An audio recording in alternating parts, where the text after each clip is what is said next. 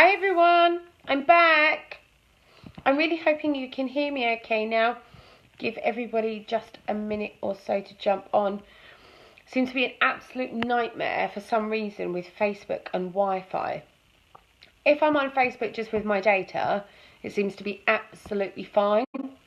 But for some reason, whenever it's a Wi-Fi thing, it just takes a little while and it sometimes cuts in and out, even though I pay for really, really good internet, which is really, really annoying. So I'm going to just give everyone a minute or so just to jump back on. Hi, Tracy. Right, who else is just joining? I'm really, really sorry, Tracy. For some reason, Wi-Fi in my house, every time I try and come on a live, apparently it's a little bit glitchy. Tatty's back. Hi, Tatty. I'll get straight back to what we were talking about with you. Can you guys give me a little couple of hearts if you can hear me okay, because it's been a nightmare. And I'm sorry I'm playing with my hair, but I just had my hair blow dried. And for the first time in like days, it's nice and clean. It's been done by somebody else, but it's getting all over my face. Sorry, and I don't want to hide from there. Hi, Dave. Hi, Tatty. Right, so, Tatty, we were just talking about your new dog that you've brought into your house that's got anxiety coming out for walks, agoraphobic. I think that was right. If not, please let me know. So what I was just saying to you, and I don't know how much of you got off it, so I will just redo the whole piece, is if you're looking to deal with anxiety disorders or anxiety issues, this is what I know Bruce would recommend always, that you do work with a behaviouralist as well. But if you're looking for something to take the edge off whilst you're going for a walk, I would recommend personally 2 products that I've used. So one is the Pet Remedy Mini Spray. It's super small. It's like a lipstick, so it could fit in your pocket on a walk. That's something I've used in the car with Frank because we travel once a year to Cornwall and it's about 4 hours away from where I live, and he gets really, really restless after like literally an hour in the car. That's my favourite. Super easy to use, and you can also use it and spray on the bedding. Hi, Chloe. Hi, Charles. So that Pet Remedy is a great spray for using in the car, using in the house, just having on hand because it's so small, it fits in your pocket and you don't really need a lot. The other one is Valerium Compound Drops. Valerium helps take the edge off it. It doesn't sedate the dog, but it does have kind of natural herbs in it that are slightly calming. That's probably the best way to describe it. Hi, Val. So those would be the 2 options I'd recommend to you, but then I'd also recommend talking with somebody like Bruce and seeing what he can do to help you and what best advice he can give in terms of behavioural techniques and things that you can do. I know that there have been some extremely anxious dogs on this group that have used Pet Remedy and Door West. The only small reason I would say that I probably would lean more towards Pet Remedy than Door West in your situation is because if you're out on a walk, you don't really want to be carrying, you don't want to use it if you don't need it, do you, Tatty? Give me a little thumbs up if kind of I'm on the right train with it. You want to kind of have it there if you need it and you want something that's going to work quickly. The only thing I would say about the Valerium drops, it's great for thunderstorms, it's great for like pre-planning, but I would imagine that you don't want to have to give it to the dog if the dog seems like that it's doing well. So with the Pet Remedy, you could carry it in your pocket, and if you notice like a situation, obviously you have to plan like a couple of minutes ahead. If you notice the dog's getting a little bit stressed out, you have got the option to spray around their fur, close to their neck and things like that. Yeah, Tracy's also agreeing with me, using in the car or a bandana. That's an idea actually, isn't it, Tracy? Spray it on a bandana, go and put it around their neck before going for walks. I just find with the Valerium, if you are going to be out on a walk and you were carrying that as your kind of calming aid, you would then have to grab the dog, get the pipette inside the dog's mouth, and then you could probably stress the dog out more by trying to physically give them something orally. Does that make sense? I feel like it does. Give me a little love heart if that makes sense to you, because I've got a bit of a bright light behind where I am, so I'm reading most of the comments, but as I get older, my eyesight's not 100% what it was. Give me a little love heart, Tatty, if that makes sense to you. That's what I would be recommending, something you can carry in your little pocket. You can use as and when you need it to. It does get to work fast, but you don't have to overuse it. And then you've got it in the car as well. My little bottle when we travel kind of just sits in the not glove compartment, but like the console at the front. So I have it on hand. It's really small, and I can literally just whip as soon as we stop at traffic lights, I have been known in the past to kind of like keep my foot on the brake. put the car into park and just turn around and spray Frank and just calm it down, or just spray into the atmosphere, and it makes him feel better. So I hope that helps. I'll put you a little link in here as well so you know where to find it. But that would be what I'd be recommending to you. So thank you so much for coming forward with that one. What does everyone else need help with? I've got Chloe here. She's got a rescue remedy. It's great, but the spray would definitely be more user friendly. Yeah, I think rescue remedy, I do like that one. Just pet remedy is just a little bit more easy for busy lives. If you've got children, if you've got multiple dogs, if you need in a hurry and you need it to be easily accessible, like I said, and not stress the dog out more by trying to get them to take liquid orally, that's definitely the one that I would be recommending to you guys. But what else does everyone else need help with? Do we have any problems with tear stains? Have people got any issues with joints? And I've had a couple of questions tonight about joints and natural supplements, rather than things like Metacam. So I'm happy to talk about that for a bit until someone comes forward with a question, which is just basically, so Devil's Claw is kind of a natural anti-inflammatory, and it's also a natural pain. Oh yeah, Kelly, I'll get to Betty's gunky here in a sec. Devil's Claw is natural inflammatory, and it's also a natural painkiller for dogs. I like to have a bottle on hand as kind of like in my first aid box. And actually, guys, I was thinking about whether or not would it be a good idea if I put together like a really special little bundle of like all the products that I think would be the best for, you know, like a first aid kit. So things like Lucillin, eardrops, tick tools, you know, Devil's Claw, all those things that could help. Give me a little thumbs up if you're watching this now or on the replay to kind of, you know, let me know if that's something you'd like, because I'll just count those up at the end and just see what people thought about that. Yeah, so Devil's Claw, yes, please, to a bundle. You travel a lot. Yes, you do, Chloe. Between travelling from Lincoln to Cornwall, you have a big old trip, and I still have to get that trip in the diary planned. I'm actually putting my husband under a little bit of pressure to allow me to have one of your mother-in-law's beautiful puppies, because I'm feeling super broody right now. And Charles is saying a first aid kit would be fab. Well, let me run through some of the stuff I was thinking. So Devil's Claw is in it, which is what I was just talking about. It's natural anti-inflammatory, it's natural painkiller, it's great for scrapes, but it's also great for like dogs that are starting to have more joint issues. Although we would probably recommend that if there are more long-term joint issues, you'd look at something like Caniflex, which incorporates Devil's Claw in the ingredients, but it's something more better for long-term use. With Devil's Claw, you never really want to be using it for more than 2 weeks. If your dog has still got issues after 2 weeks, you probably want to be talking to your vet. Tatty, it's amazing stuff. Like, I don't like to use chemicals with my fur babies.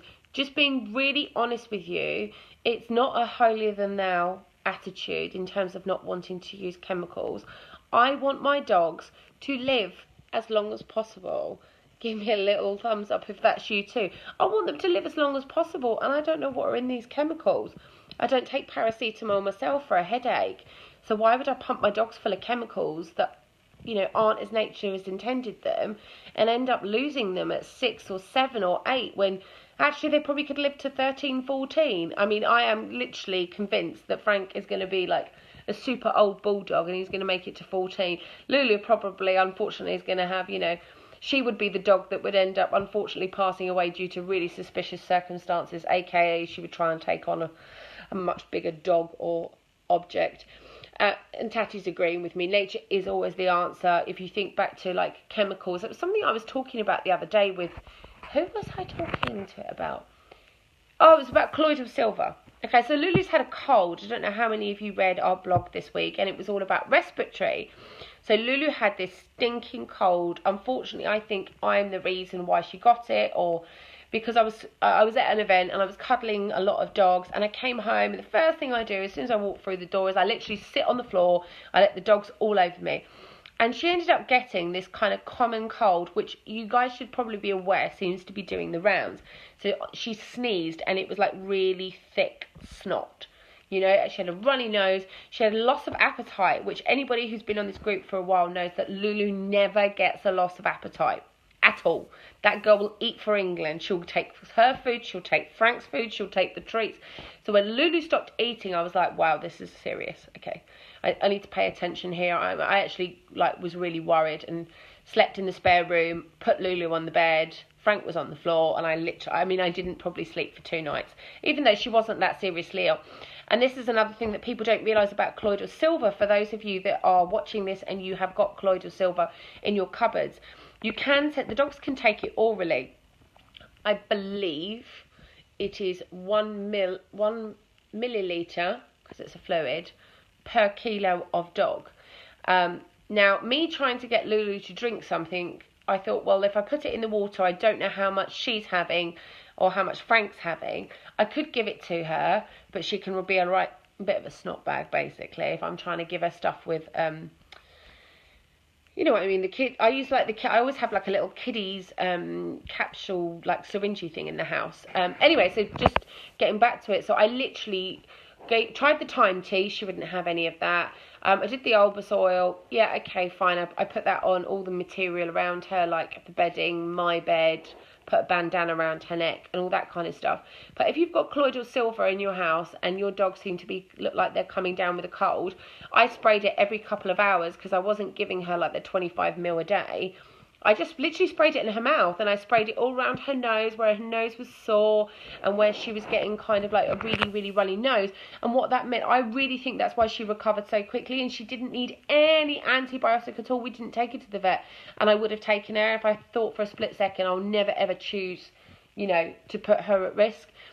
She was recovering within that cold and stealing Frank's toys for, you know, like literally a couple of days afterwards. So I was thinking about putting the colloidal silver in the first aid box. Lucillin, something we always love, great for infections, great for scrapes. What else was we thinking about putting in there? Something like a colloidal silver gel, all these various different bits and pieces, just things that we can just all quickly grab. You know, there are lots of people like Chloe who does a lot of travelling. Right, Tracy's got a cruciate liver problem at the moment. It's on Carafin. I really don't want her to have surgery, so would I recommend to have Devil's Claw for a couple of weeks? I would recommend she has Devil's Claw, but I am assuming, because obviously you are a super duper bulldog mum with lots of bulldog babies, that you are resting her as well at the same time, aren't you? You're not wanting to give her something to still take her out on walks, or at least, you know, you're kind of reducing them. I'm just going to wait to see what Tracy comes back with, but that would be, if Tracy unfortunately has dropped off, which I hope she hasn't, I would be recommending, if there are cruciate problems, you want to take the inflammation off, you want to get the body to heal itself, yeah, I would be recommending Devil's Claw. Dolly's a 25 kilo bulldog. I think you'd probably be looking at either, if it's cruciate, I'd probably look to get the 1 litre bottle, because it will last you longer and be more cost effective. You can give that to her every day over the next couple of weeks, and then get the vet to check her out. Obviously, always speak to your vet, because she is on a medication already. We don't want to have any side effects, or just take her off it immediately. But most good vets out there, they all love colloidal silver. They do like Devil's Claw, because it is natural anti-inflammatory and it is a natural painkiller. So you're not going to have to give her any painkillers like Metacam on top. And hopefully she'll start feeling better. The only thing I'd say to you, Tracy, is if she's feeling better, she's going to want to move around a bit. So it might be a little bit of frustrating for you, because she'll start to feel a lot better than she's arrested. It's good to see that you're taking her for a checkup on Friday. So have a word with your vet on Friday and just say, look, I just don't want, you know, I'm trying to avoid an operation. I'd rather not chemical. How would you feel if I kind of looked at exploring something like Devil's Claw as an alternative? And most vets, you know, Devil's Claw has been around for a very, very long time, and a lot of people support it. After she has obviously got over this little bump with her cruciate, I probably would say for her, you want to start feeding her, and there's something you can actually do now, golden turmeric paste. The recipe is super easy for anybody who's listening. You can also give it to dogs with arthritis, although, you know, most dogs will need something extra, which is you want to get a really high quality turmeric. Now you want to go somewhere like Holland and Barrett. Please don't just get it out of Sainsbury's, or go and buy it from like a holistic person, unless it's Door West, because I've seen some awful quality turmeric out there. And you put it on in a saucepan with coconut oil. I think it's cinnamon, definitely cinnamon in there, and black pepper, and you just heat it up. And then you could put it into little, like into an ice cube tray, but not put it in the Tracy's saying she tried it with golden paste, but she refuses to eat it. Little madam. Okay, well, Devil's Claw will definitely do the job. It's a liquid which you can add to her food, so she'll just take it in with her natural diet. But then moving forward after that, I probably would recommend it just taking her on a general supplement, just to give her kind of her tendons and her ligaments, as much support as possible. So I hope that's helped. I will send any information that you would like over. So what does everyone else need help tonight with? We've had the joints, we've had some CBD questions, we've had some questions about anxieties. What else are people talking about? I've been seeing lots of people talking about the pet bedding wash bags. I think we've saved a few people from divorce this week. How's everybody getting on with those? Or has anybody been looking? Has anybody got any questions about how to use it? I know some people were asking whether or not they can be used in the tumble dryer. The answer is yes. You can use them in the tumble dryer. Super easy to use. And I think, was it Maureen? Might have been Maureen or someone. If it wasn't Maureen, I'm sorry. Gave a really good bit of extra advice that I hadn't thought about, and Tatty loves them. I think that seriously they have been one of our fastest items to sell out. I think we put another 100 on the website a couple of days ago, and they sold out again, so we've got another order coming in. But we've got a big warehouse being run by Mencap, so we don't try to bring too many items in at any time, because it can become quite stressful for them, and it obviously means that we have to restore things, and we like things to be as fresh as you would like. Tracy loves the washing bag as well. Yeah, and I bet with 7, how many bulldogs have you got now? 7 or 8? You must get a lot of wear out of them. Yeah, anyway, so I think it was Maureen. It could have been Maureen. I'm sorry if it wasn't Maureen Wilson and it was somebody else. Said that they get the pet bedding wash bag after that they've washed all the items, and rather than take the clean items into the wash basket and taking them outside and risking getting hair on the wash bag, they're literally just carrying the bag right outside and putting it straight on the washing line, which isn't something I thought about, to be honest with you. But I was really Tracy's saying she's lost count. Yeah, well, you mad bulldog lady. Yeah, so that's the other thing. What else are people talking about this week that we've been helping out with? So there's the fleas and ticks. I'm going to start looking at bringing in a brand that I've been really excited to work with, but I wanted to know as much as possible about, which is VermX. So VermX is all about treating lungworm as well as other worms. Now, there aren't natural companies out there that have got it right yet. VermX is the only one with lungworm, and that, I'll be honest with you, that's the one that frightens me, because if a dog gets lungworm, it can get pretty scary pretty quickly. And VermX are the only company that I've found who are reputable enough to sell it. It's a liquid product, so it'll be something that you put on the food again. Once again, super easy to use. No pills to try and shove down your doggy's throat. I think, the amount of supplements that mine are on for their health, and they are raw fed, so they do get a very natural diet. They would be starting to rattle if I was trying to give them pills. It'd be a total struggle. So I'm really excited to be sharing that with you. That's going to be coming pretty soon. We've also got the egg and the worm count that's going to be coming in. So little kits where you just get some rubber gloves, and the company actually provides you with a rubber glove, and you put a little bit of poop into the a pot. And literally send it off in the post, and then Lucy Cromer tested that for us, so thank you again, Lucy, for doing that. And within a couple of days you get your results, and you know whether or not there are any worms present in your doggy's stool. Something everyone should be doing if you are raw feeding or not, if you are using chemicals or not. Well, I would never recommend chemicals personally, because it's my personal choice, and I actually, the one thing I would say to everybody, I want this to be a really, really safe place where we can all talk about things and respect each other's opinions and things like that. But one of the reasons, guys, other than the fact I want my dogs to live as long as possible, that I'll always favour natural over chemical, is if you go and actually do your research. Like if you look at antibiotics, okay, so the antibiotics have only been around since the 1930s, but if you look at some of the natural supplements that people have been giving their dogs, they have been available for hundreds of years. So yeah, Lynn, we actually have garlic and fenugreek powder. So garlic and fenugreek, garlic is safe for dogs, okay? That is one of the biggest misconceptions out there. Now, if your dog, your Labrador, ate a whole bulb of garlic pretty much every day, yes, that would put their toxicity levels really, really high, and it could potentially kill them. Garlic, in the right dosage, has so many health benefits for the dogs. It's really good for their skin. It's really good for their immune system, and combined with the fenugreek, it's really, really good for their digestive system. So, Lynn, what I do is I use the natural garlic and fenugreek. I put it in. It's just part of our morning routine. So my dogs are fed raw.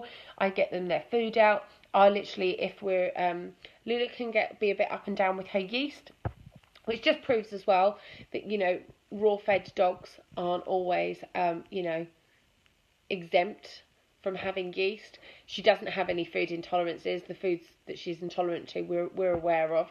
She doesn't have any other skin complaints. Anyway, so I put like ImmuBoost on the food if it's an ImmuBoost day.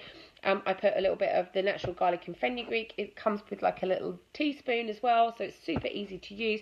Mix it up with the dog's food, and kind of away you go. So I really, really like that. That's one that I'm a big fan of. And when I didn't use it for a couple of days, that's when Frank got a tick, and it was his first tick in 2.5 years. So not only is it a natural worming product, it also repels fleas and it also repels ticks. So for me, thumbs up if like you absolutely despise ticks, and whenever you see one, it makes you go a bit ugh, because I use a Tomo tick twister. I've got one, and it's got the both sizes in it, and the small one, this tick that I found on him, it was a little bugger, because I was trying to film on here live at the time, and I was also trying to get it off, and it had to get into I had to get the small little one and twist it. And one thing to say, which actually Tracy, who's just been commenting on this feed, shared with me, and something I hadn't considered, is if you find a tick on your dogs, ladies and gentlemen, please make sure, as disgusting as it sounds, find a safe place where you can keep it, like a Tupperware that you can throw away or something similar. You need to keep the tick for 48 hours. Don't do what I did and just flush it down the toilet and have a freak out, because if your dog gets sick, a vet will have to dissect that tick to see if that tick had Lyme disease present. So that was something I learned from this group, so I really appreciate Tracy sharing that with me, because I personally wouldn't have thought about that, and I literally just flushed it down the toilet. So, right, ladies and gents, before I pop off and have a conversation with a few other people. There's Kelly. Kelly's just given me a thumbs up. I think that's Kelly's way of reminding me that I need to talk about ears. Sorry, and I'm just going to get a bit comfy because I am literally just sitting here on my sofa having a chat with you. So ears. Ears is probably it's probably up there with the ImmuBoost as one of the most talked about items on this page. So you have kind of 3 different types of ears. You have brown and waxy ears, which is basically where bacteria doesn't come fully out of the ear and sometimes hides within the inner ear canals, okay? If you looked at a picture of a dog's inner ear, it's got all these tiny little passageways. And some ear cleaners or baby wipes, I know a lot of people like to use baby wipes and things like that.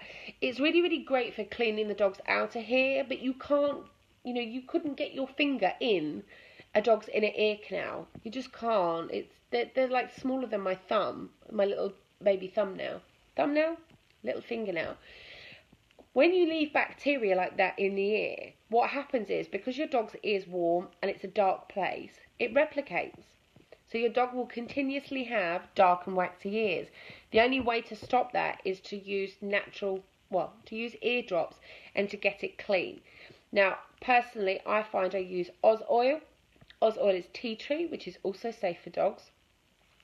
And I just need a couple of drops of that in the ear. I massage here around the the area between the ear and the jaw and the neck. I just literally do that a couple of times, and I'll get a cotton pad. I don't recommend using buds. I use a pad or a cotton wool ball, and I literally clean inside the ear. And what I just said about getting in the inner ear bit, well, actually, if you're using a fluid, and a natural fluid like Oz Oil, it's so thin. Like, if you looked at it under a microscope, it's so small the particles will go inside the dog's ear, exactly to the place where the bacteria likes to hide, and it helps flush it out. So usually we recommend if a dog's got really dark and kind of waxy ears, but there's no pinkness, there is no over itching. By over itching I mean like the dog's in pain and it's sore. We recommend doing that once a day for 10 days, and then you just need to do it like once a week. Then there are ears that have got a slight minor infection. So this could be like a little bit pink. If you touch your dog's ears, it could be warm to touch, or they might not want you to touch them at all. This is normally the first signs of an inner ear infection. If untreated, it definitely will turn into a full-blown ear infection, which is extremely painful for the dogs. First signs for me when the dogs have got those kind of ear complaints is that they normally tend to scratch behind the ear, and they try to rub the ear. They're trying to rub this part of their ear because it's not comfortable for them. We always recommend colloidal silver ear drops.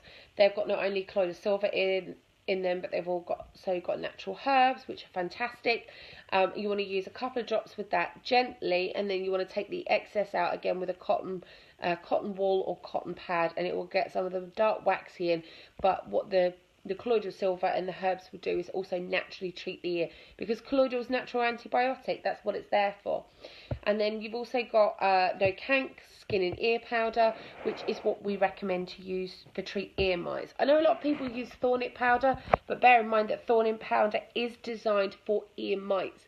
It won't treat ear infections, and it certainly won't treat dark and waxy ears. Hi Laura.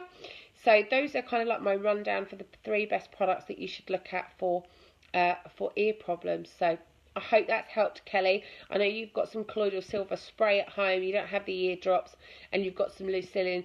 So what I recommended, guys, to Kelly earlier was that she looks like she's got a dog with an ear infection, is to use the colloidal silver spray.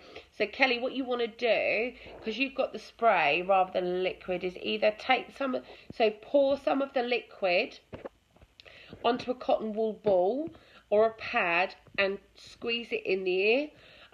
I wouldn't recommend personally using the sprayer to spray inside the ear, only because it's going to frighten the dog. It's a really weird experience. If you've ever had something sprayed inside your ear, it's not particularly comfortable. But you can still get the Lucillin, and I would get the Lucillin and spray around the outer ear flaps, so she gets comfortable as quickly as possible. Alright, ladies and gents, I think that's about enough for tonight. I know it's a little bit quieter than usual this week whilst I just get back into the swing of things. If I'm behind in a reply to you, please let me know. Really excited to be back.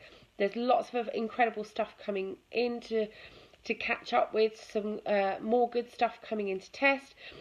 Lynn said, she forgot her wash bag to the order. Can you add it to the order? Yes, Lynn, can you message me if you place the order? If you message me your order number, I will refund you the postage and packaging, so that you get your free postage and packaging. And that's fine. She made about, I think you're saying about 15 minutes ago, and you couldn't remember the other item. Yes, if you go and place your order for the wash bag, I've just got to go and make a quick phone call to my mum, make sure my fur babies are behaving well, and then I will refund you the postage and packaging once you've added that on. Is the 5 litre Odokill back in stock soon? I didn't realise we've sold out, so we must have literally just sold out Tatty, or we might have sold it out at Bulldog Day. If you put yourself on the wait list, you will get the notification as soon as it comes back in stock. But that supplier is somebody that we do get products from regularly, so I wouldn't be expected to be more than a couple of days. But to be honest with you, the 5 litre, if you need it quite urgently, you could get 2 of the 2.5 as well. And I'm happy to do like a little discount code as well to help, because you weren't able to get the 5 litre today. But it'll be a few days. What day is tomorrow? Thursday. Even place the order tomorrow. It will be kind of middle of next week. So yeah, she's got. Have done lovely, got a smelly yard. Okay. All right, well listen, send me a message on the page, the Frank and Jellies page. I'm kind of having Sarah Robinson messaging kind of on radio silent tonight, because I've just got a few little jobs to do just to get back in the swing of things with you. So if you message me over the page, guys, if you have any questions over the next 24 hours, that would be great. Right, I'm going to go pop and see how the hooligans are getting on for Nanny. I hope you've enjoyed that session. we're going to try and do these like once every other week. So I'm just jumping on, talking to you guys and understanding what you need most help with.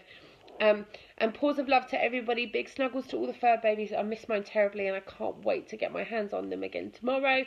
And small little thing before I go. If anybody has not tried the fish deli bites, you really need to get your hands on those.